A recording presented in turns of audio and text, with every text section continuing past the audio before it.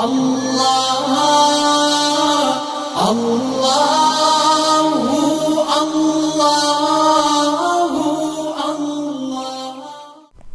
رب اشرح لی صدری ویسر لی امری واحلل عقدۃ من لسانی یفقہوا قولی رب زدنی علما رب یسر ولا تعسر وتمم بالخیر۔ بسم اللہ الرحمن الرحیم۔ سورہ اعراف آیت نمبر 158۔ اللہ رب العزت ارشاد فرماتا ہے کہ محمد صلی اللہ علیہ وآلہ وسلم کہو کہ اے انسانوں، میں تم سب کی طرف اس خدا کا پیغمبر ہوں جو زمین اور آسمانوں کی بادشاہی کا مالک ہے، اس کے سوا کوئی خدا نہیں ہے، وہی زندگی بخشتا ہے اور وہی موت دیتا ہے۔ پس ایمان لاؤ اللہ پر اور اس کے بھیجے ہوئے نبی امی پر جو اللہ اور اس کے ارشادات کو مانتا ہے، اور پیروی اختیار کرو اس کی، امید ہے کہ تم راہ راست پالو گے۔ موسیٰ علیہ السلام کی قوم میں ایک ایسا گروہ بھی تھا جو حق کے مطابق ہدایت کرتا اور حق ہی کے مطابق انصاف کرتا تھا۔ بیسیکلی اکثر جو ہے مترجمین ہیں وہ اس آیت کا ترجمہ یوں کرتے ہیں کہ موسیٰ کی قوم میں ایک ایسا گروہ بھی ہے جو حق کے مطابق ہدایت اور انصاف کرتا ہے، یعنی ان کے نزدیک اس آیت میں بنی اسرائیل کی وہ اخلاقی اور ذہنی حالت بیان کی گئی ہے جو نزول قرآن کے وقت تھی۔ لیکن اگر سیاق و سباق پر نظر کریں تو اس بات کی سمجھ آتی ہے کہ اس آیت میں بنی اسرائیل کا وہ حال بیان ہوا ہے جو حضرت موسیٰ کے زمانے میں تھا۔ یعنی اس سے مدعا یہ ظاہر کرنا ہے کہ جب اس قوم میں گوسالہ پرستی کے جرم کا ارتکاب کیا گیا اور اللہ رب العزت کی طرف سے ان پر گرفت ہوئی تو اس وقت ساری قوم بگڑی ہوئی نہیں تھی، ان میں ایک اچھا خاصا صالح عنصر بھی موجود تھا۔ تو یہ بیسیکلی یہ جو آیات ہیں ان میں کیا فرمایا جا رہا ہے، آیت نمبر 157 اور 58 میں بنی اسرائیل کو موسیٰ کی زبانی بتا دیا گیا تھا کہ ایک نبی صلی اللہ علیہ وسلم تشریف لائیں گے، رحمت کے حقدار کون لوگ ہوں گے جو ان پر ایمان لائیں گے، ان کی تعظیم اور توقیر کریں گے، ان کی حمایت اور نصرت کریں گے، اور جو کتاب اللہ تعالیٰ نے ان کے ساتھ نازل کی ہوگی اس کی پیروی کریں گے۔ یعنی نبی صلی اللہ علیہ وسلم کے پر ایمان، ان کے ساتھ ان کی تعظیم اور توقیر کرنا، یہ بھی ایمان کا حصہ ہے، اور یہی وہ لوگ ہوں گے جو اللہ کی رحمت کے حقدار ہوں گے۔ اب پاکستان میں قانون جو ہے ناموس رسالت کا قانون، اس کی حفاظت کرنا، یہ ہمارے ایمان کا تقاضا ہے۔ اگر ہم اللہ تعالیٰ کی رحمت چاہتے ہیں نا تو ان ساری چیزوں پر، ان ساری باتوں پر ہمیں عمل کرنا ہوگا۔ نبی کریم صلی اللہ علیہ وسلم کے مشن کو لے کر ہمیں کھڑے ہونا ہے اور اس نور کی پیروی کرنا ہے جو آپ صلی اللہ علیہ وسلم کے ساتھ نازل ہوا۔ آیت نمبر 158 میں اللہ رب العزت نے نبی کریم صلی اللہ علیہ وسلم سے فرمایا ہے کہ آپ صلی اللہ علیہ وسلم اعلان کر دیں کہ آپ تمام انسانوں کی طرف رسول بنا کر بھیجے گئے ہیں، اور نبی کریم صلی اللہ علیہ وسلم مشرق اور مغرب میں رہنے والے تمام انسانوں کے لیے، قیامت تک آنے والے تمام انسانوں کے لیے رسول ہیں، محبت کرنے والوں کے لیے بھی رسول ہیں اور حاکے بنانے والوں کے لیے بھی رسول ہیں، مذاق اڑانے والوں کے لیے بھی رسول ہیں، سب کے خیر خواہ ہیں، سب کو دوزخ سے بچانے اور دنیا میں آسانیوں کا پیغام دینے کے لیے آئے ہیں۔ لیکن اگر آپ صلی اللہ علیہ وسلم پر ایمان نہیں ہے، یا پھر اگر ایمان ہے توقیر نہیں ہے، اور اگر توقیر ہے نصرت نہیں ہے، یا قرآن پر عمل نہیں، تو پھر فلاح مشکل ہے۔ ہمیں مکمل مسلمان بننا ہوگا، رسول اللہ صلی اللہ علیہ وسلم کی توقیر کی حفاظت کرنا ہوگی، ہمیں ان سب احکامات پر عمل کرنا ہوگا جو آپ صلی اللہ علیہ وسلم قرآن کی صورت میں لائے ہیں۔ اس کے بعد آیت نمبر 159 سٹارٹ ہوتی ہے۔ موسیٰ علیہ السلام کی قوم میں ایک گروہ ایسا بھی تھا جو حق کے مطابق ہدایت کرتا، حق ہی کے مطابق انصاف کرتا تھا، اور ہم نے اس قوم کو 12 گھرانوں میں تقسیم کر کے انہیں مستقل گروہوں کی شکل دے دی تھی۔ اور جب موسیٰ سے اس کی قوم نے پانی مانگا تو ہم نے اشارہ کیا کہ فلاں چٹان پر اپنی لاٹھی مارو، چنانچہ اس چٹان سے یکایک 12 چشمے پھوٹ نکلے، اور ہر گروہ نے اپنے پانی لینے کی جگہ متعین کر لی۔ ہم نے ان پر بادل کا سایہ کیا اور ان پر من و سلوہ اتارا، کھاؤ وہ پاک چیزیں جو ہم نے تم کو بخشی ہیں، مگر اس کے بعد انہوں نے جو کچھ کیا تو ہم پر ظلم نہیں کیا بلکہ اپنے ہی اوپر ظلم کرتے رہے۔ یاد کرو وہ وقت جب ان سے کہا گیا تھا کہ اس بستی میں جا کر بس جاؤ اور اس کی پیداوار سے اپنے حسب منشا روزی حاصل کرو، اور حطتن کہتے جاؤ، اور شہر کے دروازے میں سجدہ ریز ہوتے ہوئے داخل ہو، ہم تمہاری خطائیں معاف کر دیں گے اور نیک رویہ رکھنے والوں کو مزید فضل سے نوازیں گے۔ مگر جو لوگ ان میں سے ظالم تھے انہوں نے اس بات کو جو ان سے کہی گئی تھی بدل ڈالا، اور نتیجہ یہ ہوا کہ ہم نے ان کے ظلم کی پاداش میں ان پر آسمان سے عذاب بھیج دیا۔ اور ذرا ان سے اس بستی کا حال بھی پوچھو جو سمندر کے کنارے واقع تھی، انہیں یاد دلاؤ کہ وہ واقعہ کہ وہاں کے لوگ سبت کے دن یعنی کہ ہفتہ کے دن احکام الہی کے خلاف ورزی کرتے تھے، اور یہ کہ مچھلیاں سبت ہی کے دن ابھر کر سطح پر ان کے سامنے آتی تھیں اور سبت کے سوا باقی دنوں میں نہیں آتی تھیں۔ یہ اس لیے ہوتا تھا کہ ہم ان کی نافرمانیوں کی وجہ سے ان کو آزمائش میں ڈال رہے تھے، اور انہیں یہ بھی یاد دلاؤ کہ جب ان میں سے ایک گروہ نے دوسرے گروہ سے کہا تھا کہ تم ایسے لوگوں کو نصیحت کیوں کرتے ہو جنہیں اللہ ہلاک کرنے والا یا سخت سزا دینے والا ہے، تو انہوں نے جواب دیا کہ ہم یہ سب کچھ تمہارے رب کے حضور اپنی معذرت پیش کرنے کے لیے کرتے ہیں، اور اس امید پر کرتے ہیں کہ شاید یہ لوگ اس کی نافرمانی سے پرہیز کرنے لگیں۔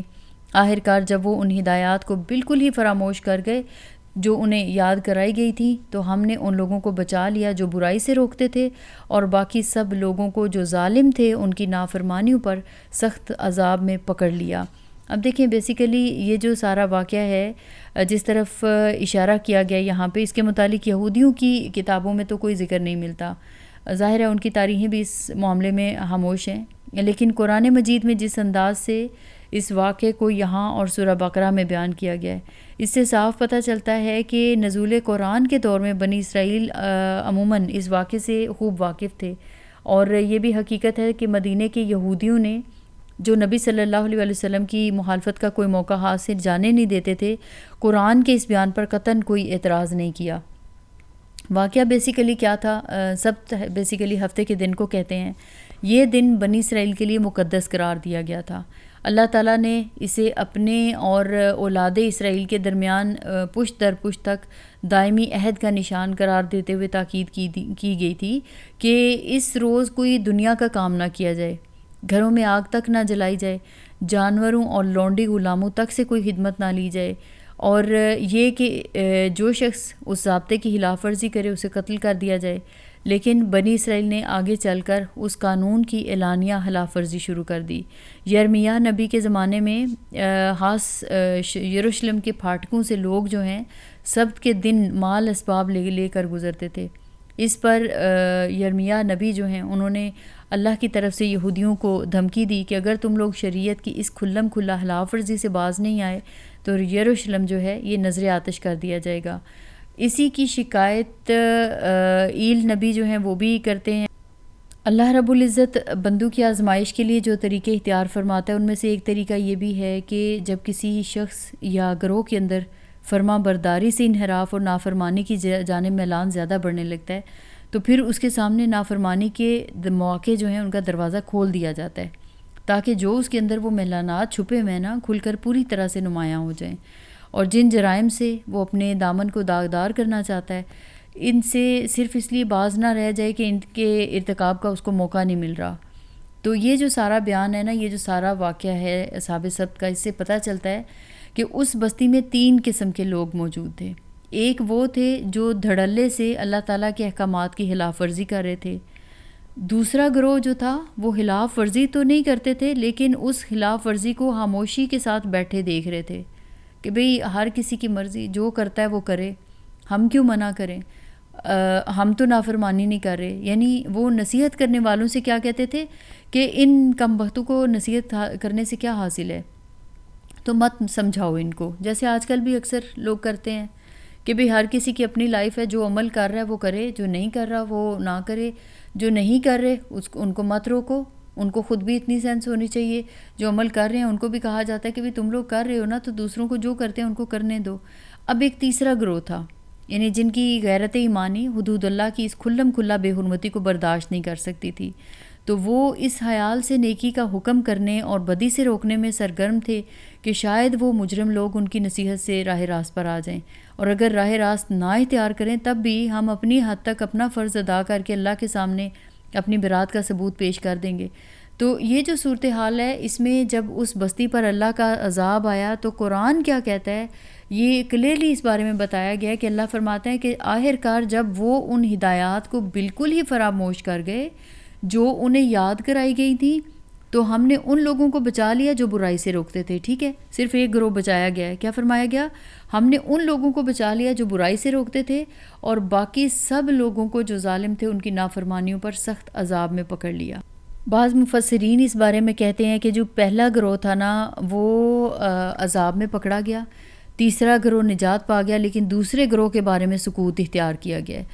آپ یہ دیکھیں کہ جب بھی کہیں پہ شروع سے لے کے آج تک جتنی چیزیں جہاں جہاں اللہ رب العزت نے بتایا نا، بستی میں کسی بھی بستی میں جب عذاب آیا ہے 2 ہی قسم کے لوگ ہوتے ہیں، ایک جن کو عذاب دیا جاتا ہے، دوسرے جو نجات پانے والے ہیں، یعنی صرف 2 گروہ رہ جاتے ہیں۔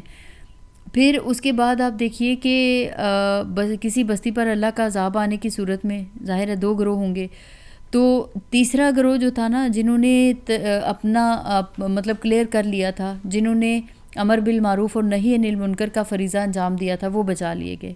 باقی سب جو ہے نا عذاب کا شکار ہو گئے۔ اور ایک حدیث مبارکہ سے بھی اس چیز کی پتہ چلتا ہے کہ وہ جس بستی کو اللہ تعالیٰ نے عذاب دینے کے لیے فرشتوں کو بھیجا، اور فرشتوں نے کیا کہا کہ یا اللہ وہاں تیرا ایک ایسا بندہ بھی ہے، عرض کی کہ ایک ایسا بندہ بھی ہے جس نے 40 سال میں پلک جھپکنے کے برابر بھی تیری نافرمانی نہیں کی۔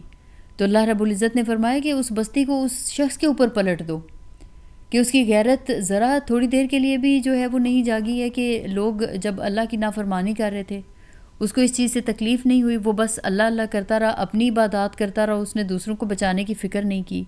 تو اس سے بھی یہ چیز پتہ چلتی ہے، یعنی قرآن جب بھی اللہ تعالیٰ کا یہ قانون ہے، امر بالمعروف اور نہی عن المنکر کا فریضہ جو لوگ نہیں نا انجام دیتے، جو لوگ بس اللہ اللہ کرتے رہتے ہیں اور کہتے ہیں کہ نہیں جو دوسرے کر رہے ہیں، تو وہ انہی لوگوں کی جو ظلم کو دیکھ کر خاموش رہتے ہیں نا، وہ بھی ظالموں میں ہی شامل ہوتے ہیں۔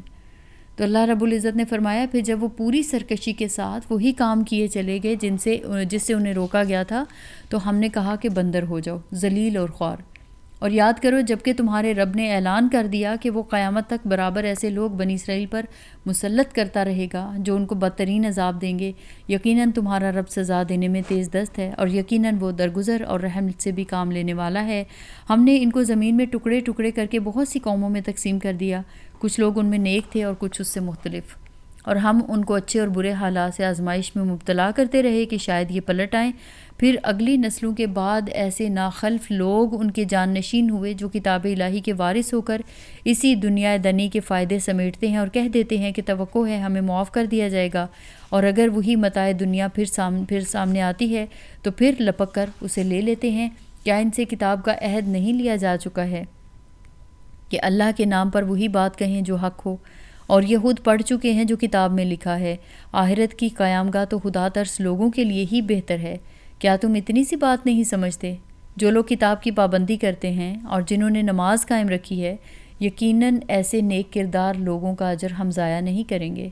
انہیں وہ وقت بھی کچھ یاد ہے جب کہ ہم نے پہاڑ کو ہلا کر ان پر اس طرح چھا دیا تھا کہ گویا وہ چھتری ہے، اور یہ گمان کر رہے تھے کہ وہ ان پر آ پڑے گا، اور اس وقت ہم نے ان سے کہا تھا کہ جو کتاب ہم تمہیں دے رہے ہیں اسے مضبوطی کے ساتھ تھامو، اور جو کچھ اس میں لکھا ہے اسے یاد رکھو، توقع ہے کہ تم غلط روی سے بچے رہو گے۔ اب یہاں پہ آیت نمبر 171 تک کمپلیٹ ہوا۔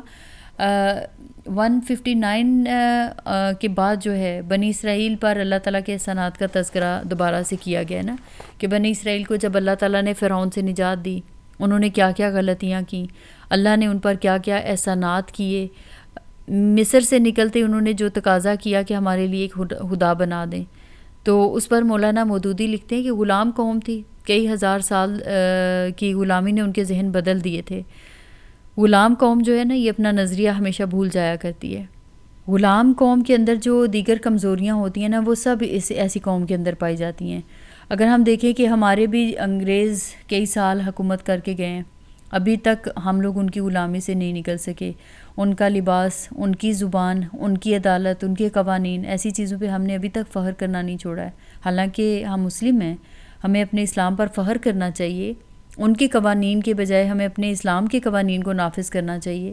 بہرحال اللہ تعالیٰ نے بنی اسرائیل پر من و سلوہ نازل کیا، بادلوں کا سایہ کیا، لیکن وہ قوم نافرمانی کرتی چلی گئی۔ پھر سبت ان کے لیے آزمائش بن گیا، اور اس دن میں اللہ تعالیٰ کی عبادت کرنے کی بجائے وہ حیل و بہانے سے تجارت اور شکار کے کام کرنے لگ گئے۔ جب نافرمانی میں حد سے بڑھ گئے تو اللہ تعالیٰ نے انہیں بندر بنا دیا، ان پر سخت عذاب آیا۔ کتاب الہی کے ساتھ ان کا سلوک بہت برا تھا، انہوں نے دنیا کی خاطر کتاب کو پس پشت ڈال دیا، جبکہ اللہ تعالیٰ نے حکم دیا تھا کہ اس کتاب کو مضبوطی سے پکڑو، نماز پڑھو۔ یہ 2 چیزیں ہیں، اگر ان پر عمل کرو گے تو کامیاب ہو جاؤ گے۔ معاشرے میں ان دو میں سے کوئی ایک چیز بھی مفقود ہو جائے تو پھر معاشرہ بگاڑ کا شکار ہو جاتا ہے. تو اللہ تعالیٰ کی کتاب کو چھوڑ دیا جائے تو معاشرے کی اصلاح کبھی نہیں ہوتی ہے. عبادت الہی ترک کر دی جائے تو قلب کی اصلاح نہیں ہوتی. اس کے بعد آیت نمبر 171 میں جو ذکر ہے کہ کس طرح سے کوہ طور اوپر اٹھا کر بنی اسرائیل سے عہد لیا گیا، لیکن اتنے سخت اعتراف کے بعد بھی سب وعدوں کو انہوں نے نظر انداز کر دیا. آگے آیت نمبر 172 سٹارٹ ہو رہی ہے، اور اے نبی صلی اللہ علیہ وآلہ وسلم لوگوں کو یاد دلا وہ وقت جب کہ تمہارے رب نے بنی آدم کی پشتوں سے ان کی نسل کو نکالا اور انہیں خود ان کے اوپر گواہ بناتے ہوئے پوچھا تھا کیا میں تمہارا رب نہیں ہوں؟ انہوں نے کہا ضرور آپ ہی ہمارے رب ہیں، ہم اس پر گواہ دیتے ہیں. یہ ہم نے اس لیے کیا کہ کہیں تم قیامت کے روز یہ نہ کہہ دو کہ ہم تو اس بات سے بے خبر تھے، یا یہ نہ کہنے لگو کہ شرک کی ابتدا تو ہمارے باپ دادا نے ہم سے پہلے کی تھی اور ہم بعد کو ان کی نسل سے پیدا ہوئے، پھر کیا آپ ہمیں اس قصور میں پکڑتے ہیں جو غلط کار لوگوں نے کیا تھا. اب یہ جو آیت میں بیان کیا گیا نا، جس کے لیے ازل میں پوری نسل آدم سے اقرار لیا گیا تھا، وہ یہ ہے کہ انسانوں میں سے جو لوگ اپنے اللہ سے بغاوت اختیار کریں وہ اپنے اس جرم کے پوری طرح ذمہ دار قرار پائیں گے. انہیں اپنی صفائی میں نہ تو لا علمی کا عذر پیش کرنے کا موقع ملے، نہ وہ سابق نسلوں پر اپنی گمراہی کی ذمہ داری ڈال کر خود بری ذمہ ہو سکیں. تو اللہ تعالیٰ اس ازلی عہد و میثاق کو اس بات پر دلیل قرار دیتا ہے کہ نوع انسانی میں سے ہر شخص جو ہے انفرادی طور پر اللہ کے الہ واحد اور رب واحد ہونے کی شہادت اپنے اندر لیے ہوئے ہے. اس بنا پر یہ کہنا غلط ہے کہ کوئی شخص کامل بے خبری کے سبب سے یا ایک گمراہ ماحول میں پرورش پانے کی وجہ سے اپنی گمراہی کی ذمہ داری سے بری ہو جائے. یہ نہیں ہو سکتا ہے. تو اللہ تعالیٰ نے فرمایا یہاں پہ کہ دیکھو اس طرح سے ہم نشانیاں واضح طور پر پیش کرتے ہیں اور اس لیے کرتے ہیں کہ یہ لوگ پلٹ آئیں. اور اے محمد صلی اللہ علیہ وآلہ وسلم ان کے سامنے اس شخص کا حال بیان کرو جس کو ہم نے اپنی آیات کا علم عطا کیا تھا مگر وہ ان کی پابندی سے نکل بھاگا. آخرکار شیطان اس کے پیچھے پڑ گیا یہاں تک کہ وہ بھٹکنے والوں میں شامل ہو کر رہا. اگر ہم چاہتے تو اسے ان آیتوں کے ذریعے سے بلندی عطا کرتے مگر وہ تو زمین ہی کی طرف جھک کر رہ گیا اور اپنی خواہش نفسی کے پیچھے پڑا رہا. لہٰذا اس کی حالت کتے کسی ہو گئی کہ تم اس پر حملہ کرو تب بھی زبان لٹکائے رہے اور اسے چھوڑ دو تب بھی زبان لٹکائے رہے. یہی مثال ہے ان لوگوں کی جو ہماری آیات کو جھٹلاتے ہیں. تم یہ حکایات ان کو سناتے رہو شاید کہ یہ کچھ غور و فکر کریں. بڑی ہی بری مثال ہے ایسے لوگوں کی جنہوں نے ہماری آیات کو جھٹلایا اور وہ اپنے اوپر آپ ہی ظلم کرتے رہے ہیں. آیت نمبر 172 میں جو ہے اب دیکھیں یہاں پہ روح سخن جو ہے نا تمام انسانوں کی طرف پھرتا ہے. یہاں پہ جس عہد کا ذکر کیا گیا وہ عہد الست ہے جس کو یاد کرایا گیا اور جس کا ثبوت یہ ہے ہمارے لاشعور میں اللہ رب العزت کا تصور موجود ہے. ہر انسان فطرت پر پیدا کیا جاتا ہے. فطرت جو ہے یہ توحید شناس ہے. ضرورت اس بات کی ہے کہ ہم شعوری طور پر بھی اس عہد کی تجدید کرتے رہیں اس کو وفا بھی کریں. اس کے بعد کی آیات میں ایک شخص کی تصویر کشی کی گئی کہ جسے علم کی حلت پہنائی جاتی ہے سربلندی کے مواقع دیے جاتے ہیں لیکن اس شخص نے جانتے بوجھتے علم حاصل کر لینے کے بعد یہ راستہ ترک کر دیا اس کے تقاضے پورے نہیں کیے تو گمراہ ہو گیا. ایسا شخص جو ہے وہ اپنی خواہشات کا پیرو بن کر جانوروں کی طرح ہو جاتا ہے. اور یہاں پہ یہ بہت بڑی وارننگ ہے بہت بڑی تنبیہ کی گئی ہے. اس پر ہمیں سوچنا چاہیے کہ علم ہونے کے باوجود انسان پیٹ اور شہوت کے بندے کیسے بن جاتے ہیں. اس روش سے کیسے بچنا ہے. اگلی آیت میں اللہ رب العزت نے وضاحت کی ہے کہ علم پر عمل نہ کرنے اور جانوروں سے بدتر ہونے کی وجہ کیا ہے کہ یہ اپنے دل آنکھوں اور کانوں سے کام نہیں لے رہے ہیں. اللہ فرماتا ہے کہ جسے اللہ ہدایت بخشے بس وہی راہ راست پر پاتا ہے اور جس کو اللہ رہنمائی سے محروم کر دے وہی ناکام اور نامراد ہو کر رہتا ہے. اور یہ حقیقت ہے بہت سے جن اور انسان ایسے ہیں جن کو ہم نے جہنم ہی کے لیے پیدا کیا. اب جہنم کے لیے پیدا کرنا مطلب یہ نہیں ہے کہ پیدا کرتے وقت اللہ تعالیٰ نے ارادہ کر لیا تھا کہ انہیں دوزخ کا ایندھن بنانا ہے. صحیح مفہوم اس کا یہ ہے کہ ہم نے تو ان کو پیدا کیا تھا دل دماغ آنکھیں اور کان دے کر لیکن ظالموں نے ان اعزاز سے کام ہی نہیں لیا. اپنی غلط کاریوں کی بدولت آخرکار جہنم کا ایندھن بن کر رہے. تو یہاں پر یہ جو مضمون ہے نا یہاں پہ ایک چیز جو بہت کلیئرلی محسوس کی جاتی ہے جو انداز بیاں اختیار کیا گیا ہے انسانی زبان میں اس کو انتہائی افسوس اور حسرت کے موقع پر استعمال کیا جاتا ہے. فار ایگزامپل اگر کسی ماں کے بہت سارے بیٹے ہیں، جوان بیٹے ہیں، وہ کسی لڑائی میں، کوئی ایسی لڑائی ہوگی ہے تو اس میں وہ قتل ہو جاتے ہیں، تو وہ لوگوں سے کیا کہتی ہے، میں نے انہیں اس لیے پال پوس کر بڑا کیا تھا کہ لوہے اور آگ کے کھیل میں ختم ہو جائیں. تو یہ جو بیسیکلی مدعا یہ نہیں ہوتا ہے کہ واقعی اس کے پالنے پوسنے کی غرض ہی یہی تھی. حسرت بھرے انداز میں بیسیکلی وہ کہنا یہ چاہتی ہے کہ میں نے تو اتنی محنتوں سے اپنا خون جگر پلا پلا کر ان کو پالا، لیکن اللہ ان لڑنے والے فسادیوں سے سمجھے کہ میری ساری محنت، میری ساری قربانی کے ثمرات یوں آگ میں مل گئے ہیں. تو یہاں پہ وہ افسوس نظر آ رہا ہے. اللہ کیا فرماتا ہے کہ ان کے پاس دل ہیں مگر وہ ان سے سوچتے نہیں، ان کے پاس آنکھیں ہیں مگر وہ ان سے دیکھتے نہیں، ان کے پاس کان ہیں مگر وہ ان سے سنتے نہیں. وہ جانوروں کی طرح ہیں بلکہ ان سے بھی زیادہ گئے گزرے. یہ وہ لوگ ہیں جو غفلت میں کھوئے گئے ہیں. اللہ اچھے ناموں کا مستحق ہے، اس کو اچھے ہی ناموں سے پکارو، اور ان لوگوں کو چھوڑ دو جو اس کے نام رکھنے میں راستے سے منحرف ہو جاتے ہیں. جو کچھ وہ کرتے رہے ہیں اس کا بدلہ وہ پا کر رہیں گے. ہماری مخلوق میں ایک گروہ ایسا بھی ہے جو ٹھیک ٹھیک حق کے مطابق ہدایت اور حق ہی کے مطابق انصاف کرتا ہے. رہے وہ لوگ جنہوں نے ہماری آیات کو جھٹلا دیا ہے تو انہیں ہم بتدریج ایسے طریقے سے تباہی کی طرف لے جائیں گے کہ انہیں خبر تک نہ ہوگی. میں ان کو ڈھیل دے رہا ہوں، میری چال کا کوئی توڑ نہیں ہے. اور کیا ان لوگوں نے کبھی سوچا نہیں ان کے رفیق پر جنون کا کوئی اثر نہیں ہے؟ وہ تو ایک خبردار ہے جو برا انجام سامنے آنے سے پہلے صاف صاف متنبع کر رہا ہے. کیا ان لوگوں نے آسمان اور زمین کے انتظام پر کبھی غور نہیں کیا، اور کسی چیز کو بھی جو اللہ نے پیدا کی ہے آنکھیں کھول کر نہیں دیکھا؟ اور کیا یہ بھی انہوں نے نہیں سوچا کہ شاید ان کی مہلت زندگی پورے ہونے کا وقت قریب آ لگا ہو؟ پھر آخر پیغمبر کی اس تنبیہ کے بعد اور کون سی بات ایسی ہو سکتی ہے جس پر یہ ایمان لائیں؟ جس کو اللہ رہنمائی سے محروم کر دے اس کے لیے پھر کوئی رہنما نہیں ہے، اور اللہ انہیں ان کی سرکشی ہی میں بھٹکتا ہوا چھوڑے دیتا ہے. یہ لوگ تم سے پوچھتے ہیں کہ آخر وہ قیامت کی گھڑی کب نازل ہوگی؟ کہو اس کا علم میرے رب ہی کے پاس ہے، اسے اپنے وقت پر وہی ظاہر کرے گا. آسمانوں اور زمین میں وہ بڑا سخت وقت ہوگا، وہ تم پر اچانک آ جائے گا. یہ لوگ اس کے متعلق تم سے اس طرح پوچھتے ہیں گویا کہ تم اس کی کھوج میں لگے ہوئے ہو. کہو اس کا علم تو صرف اللہ ہی کو ہے، مگر اکثر لوگ اس حقیقت سے ناواقف ہیں.